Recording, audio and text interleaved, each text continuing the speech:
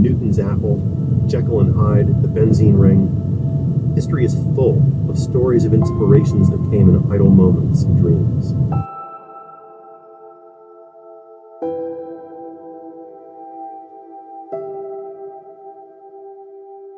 I'm currently just outside Wenatchee. I'm leaving here.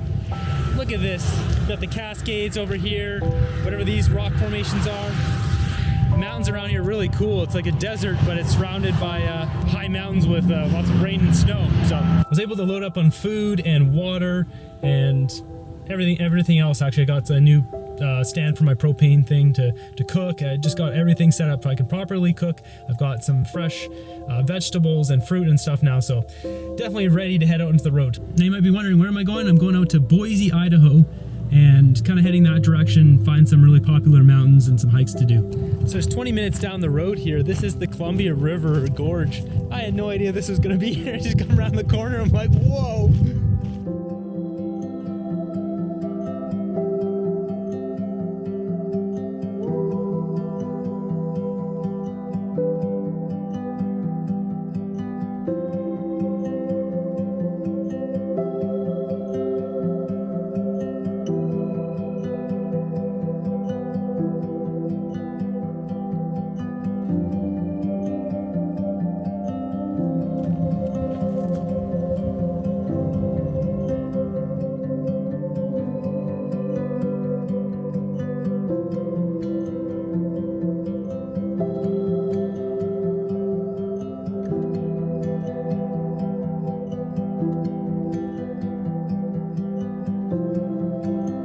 I'm so glad I pulled over and decided to, put the bird up and check this out. Amazing.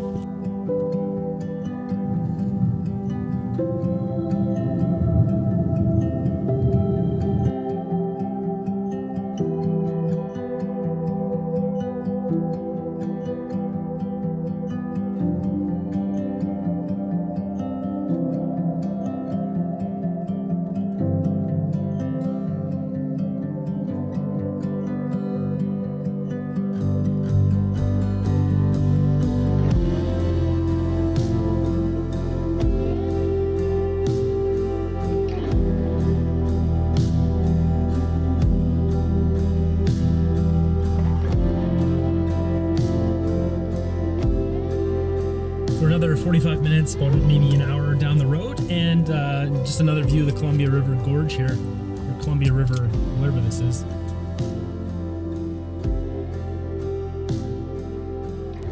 There's a little path that goes down to the edge here, so you can kind of get a view with your own eyes.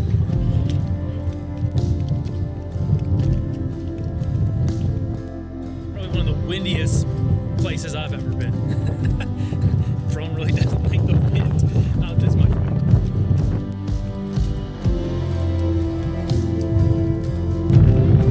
So windy, actually making the drone blade spin.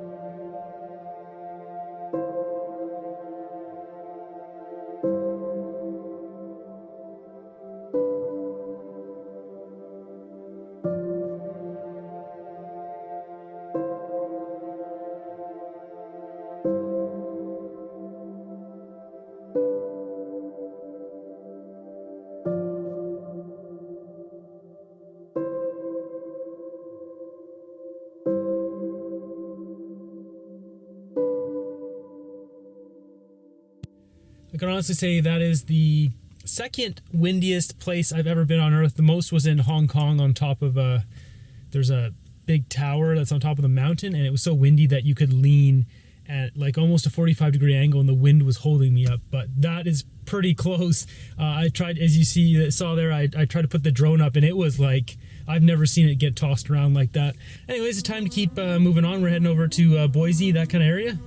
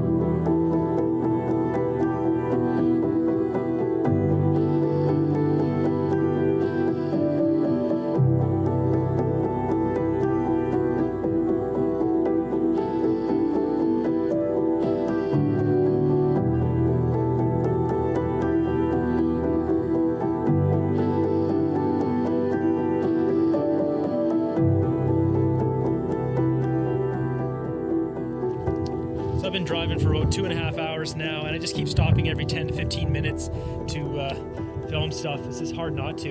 I thought it was going to be like 3.5 hours of just kind of boring farmland, like driving through Saskatchewan, but it's amazing. These hilly, bumpy, whatever they are, little hill mountains.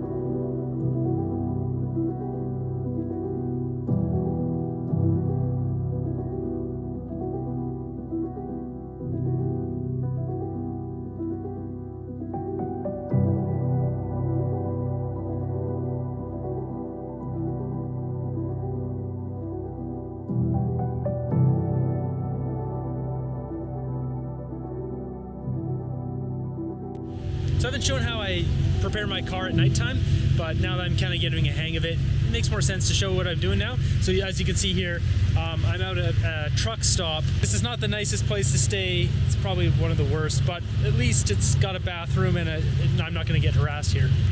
So I just put in all my cardboard cutouts. If you want to see how I made these, I have a whole video on them, which work fantastic.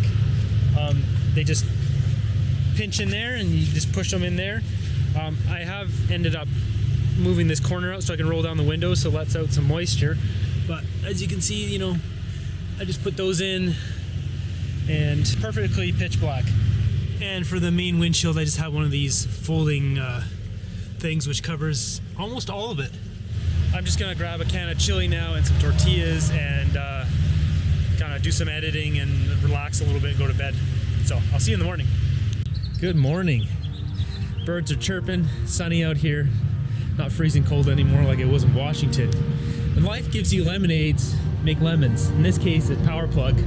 I woke up and found this power plug sitting here, so I've got my EcoFlow plugged in, and you can see this is not the fastest power plug out there. It's only charging at 374 watts. This thing has a boost mode that goes up to about 600, which will charge it in 1 hour, but because it was at 19%, this is going to take about 2 hours. I'm not gonna wait around here for 2 hours to charge that. It'll charge as I'm driving. It charges in about 4 hours if I'm just driving. So I'm probably gonna charge for an hour. I'm gonna do some stretching. I'm gonna get a bunch of footage from yesterday and get it all organize my car a bit. After that, it'll be an hour or so. Now that I'm in a sunny state, I'm gonna be using my, I've got a solar charger, so I can use that for my cell phones and see if I can kind of save as much power for editing as possible. So you see I got this charging up on the dash right now. When I do extensive video editing, especially if I'm using like warp stabilizer and all this kind of stuff in Premiere Pro, that takes a lot of GPU, a lot of CPU. It really chugs hard on the machine.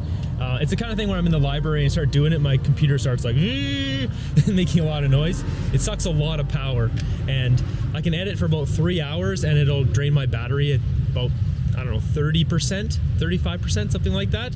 So I could basically edit in my car for like hardcore for about 8 hours before I need to charge the battery. In general, it takes about an hour if you get a really fast, like a high voltage or wattage plug. But if you guys are interested in that product, EcoFlow, I'll leave a link in the description down below.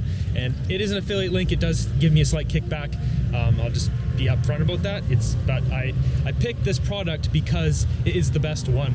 There's other chargers out there, or battery bank things, but they take like 8 hours or 10 hours of driving just to charge it once, where I can charge this in 4 hours while driving. Some of the other ones will take 4 hours when you plug them in to charge them. This one takes 1. So it just makes a huge difference. If this was a fast one, I could sit here for 1 hour and be fully charged. I'm just reviewing some of my footage right now, and the dash cam footage kind of looks like it was shot with a shoe. So, I mean, I just have to use what I have for now, but halfway through yesterday along the Columbia River, I switched over to my Osmo Action, just mounted this pole here and it doesn't go anywhere.